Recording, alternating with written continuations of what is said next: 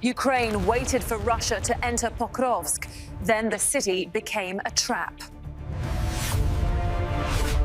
November 1st, 2025, 8:45 a.m. Eastern Ukraine. Over 300 Russian soldiers are moving through the fog-covered streets of Pokrovsk. They think they're winning.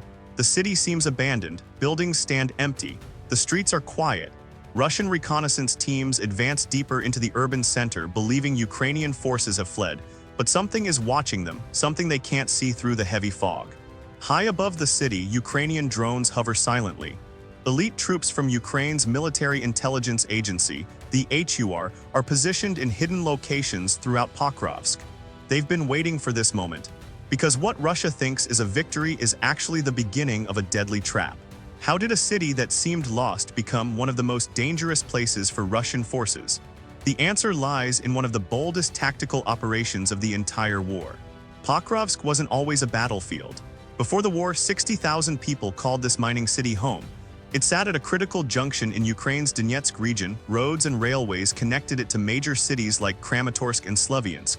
Control this city and you control the gateway to eastern Ukraine.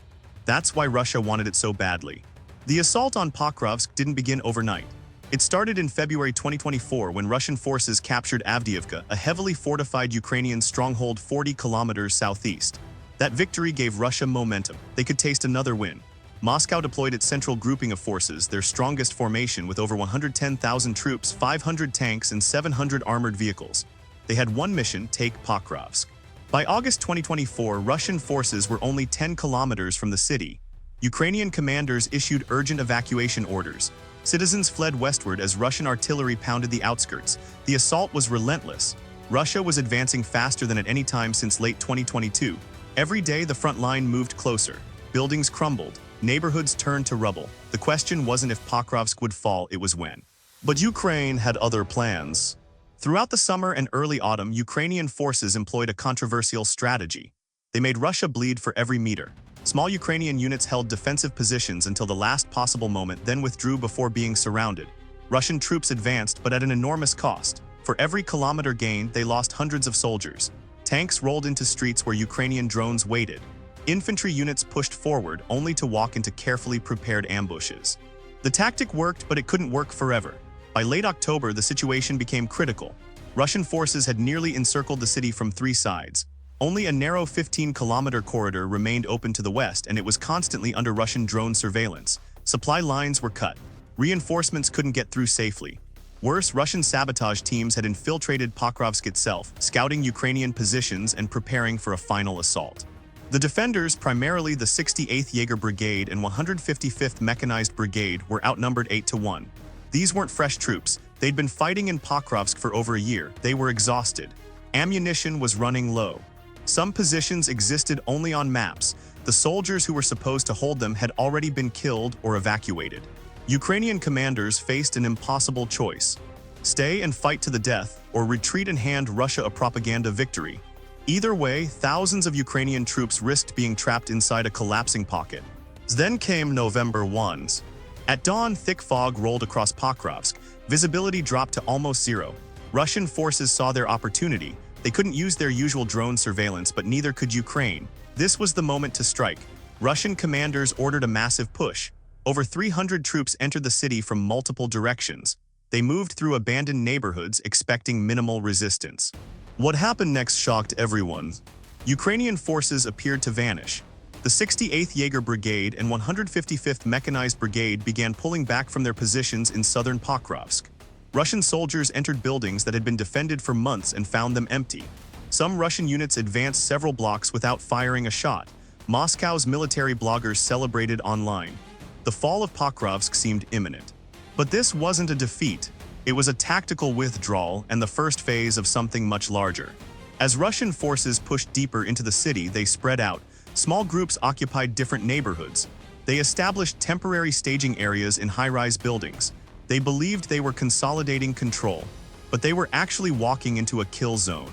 Because while Russian troops advanced through the fog, Ukrainian special forces were already behind them. Under cover of darkness on October 31, elite units from Ukraine's HUR intelligence agency launched a daring operation. Using US-made Black Hawk helicopters, whose presence in Ukraine had never been officially confirmed, HUR commandos were dropped behind Russian lines in Pokrovsk.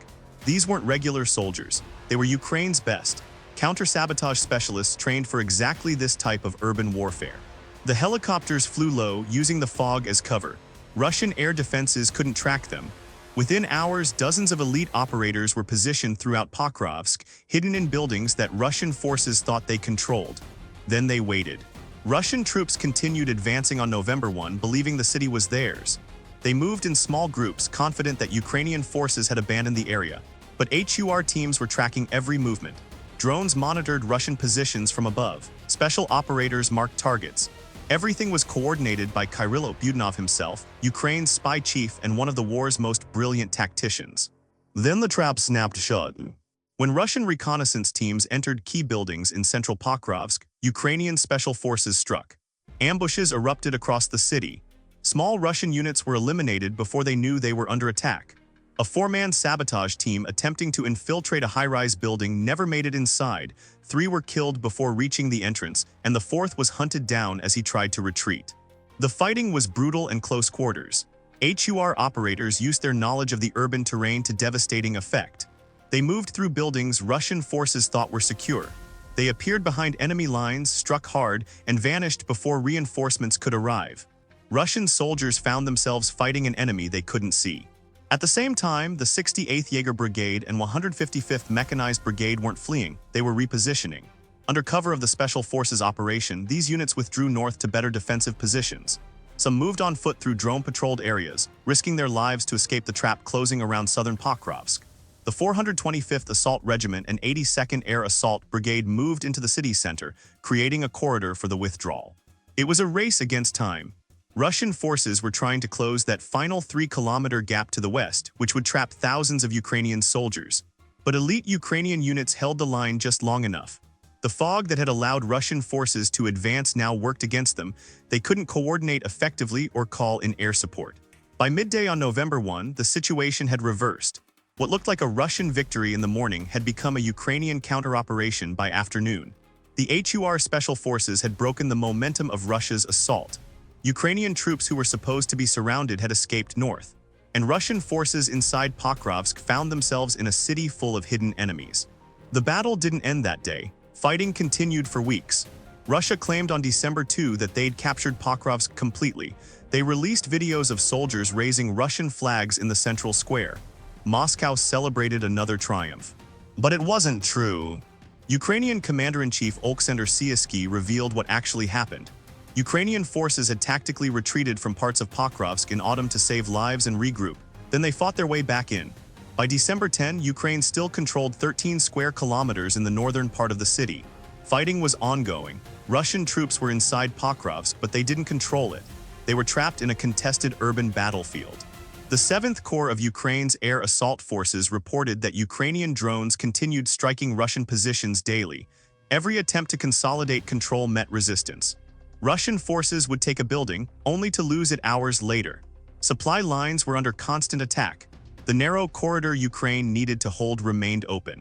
By mid-December, the full picture emerged. Russia had thrown over 155,000 troops at Pokrovsk over the course of 18 months. They'd fired thousands of glide bombs at the city, accounting for 40 to 50% of all such weapons used along the entire front. They'd lost more than 1,000 armored vehicles and over 500 tanks in the Pokrovsk area alone.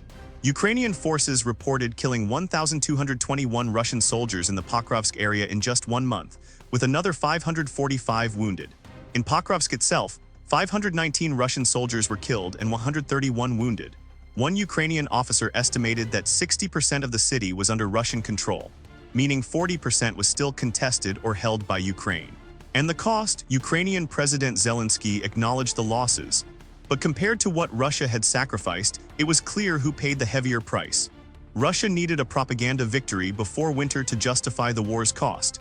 Instead, they got a grinding urban battle with no clear end. The trap Ukraine set wasn't about winning a single battle. It was about making Russia pay an impossible price for limited gains.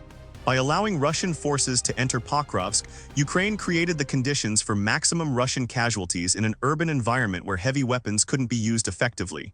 Every street became a potential ambush site. every building a fortress. Military analysts compared it to earlier battles, Mariupol, Bakhmut, Avdiivka, cities that became killing grounds for Russian forces. The pattern was clear. When Ukraine chose to make a stand, they bled Russia dry. Pokrovsk was the latest chapter in that strategy. Today, the battle for Pokrovsk continues. Russian forces control much of the city, but they haven't won. Ukrainian troops still hold positions in the north. The supply corridor remains open. Elite units rotate in and out, maintaining pressure on Russian positions. Every day, Russian commanders must decide whether to commit more troops to a battle that's already cost them dearly. The fog that rolled over Pokrovsk on November 1 has lifted. But the trap Ukraine set that day remains. Russian forces entered thinking they'd captured a prize. Instead, they walked into one of the deadliest battlefields of the war. Here's what makes Pokrovsk different from other battles. Russia needed this city to claim momentum. They'd told their people victory was near. Capturing Pokrovsk was supposed to prove Russia's military strength. Instead, it proved the opposite, that Russia can only advance by accepting catastrophic losses, that every kilometer gained costs hundreds of lives, that Ukrainian forces, even when outnumbered, can turn defensive battles into offensive traps. The lesson of Pokrovsk is simple but devastating. Geography matters, but tactics matter more. Ukraine didn't need to win every street fight. They needed to make every street fight costly enough that Russia couldn't sustain the advance. By allowing Russian forces to enter the city, Ukraine created conditions where Russia's numerical advantage meant nothing. In close urban combat, numbers don't guarantee victory, skill does. As winter sets in and fighting continues, one question remains. How long can Russia afford battles like Pokrovsk? How many more cities will they capture at this price? And how many more traps can Ukraine set before Russia realizes that entering Ukrainian cities isn't victory, it's walking into a killing ground? The battle for Pokrovsk isn't over. But Ukraine has proven something crucial. You can retreat without losing, and you can win without holding ground. All you need is patience, skill, and the willingness to turn your enemy's confidence against them. So what do you think? Was Ukraine's tactical withdrawal from Pokrovsk a brilliant strategy or a necessary retreat? Could this approach work in other contested cities? Share your thoughts in the comments below. And if you found this story as gripping as we did, hit that like button and subscribe for more deep dives into the stories behind the headlines. Turn on notifications so you never miss our next investigation into the tactics and strategies shaping this war. Because in modern warfare, the side that controls the narrative doesn't always control the battlefield. And sometimes, the best way to win is to let your enemy think they're winning until it's too late to escape the trap.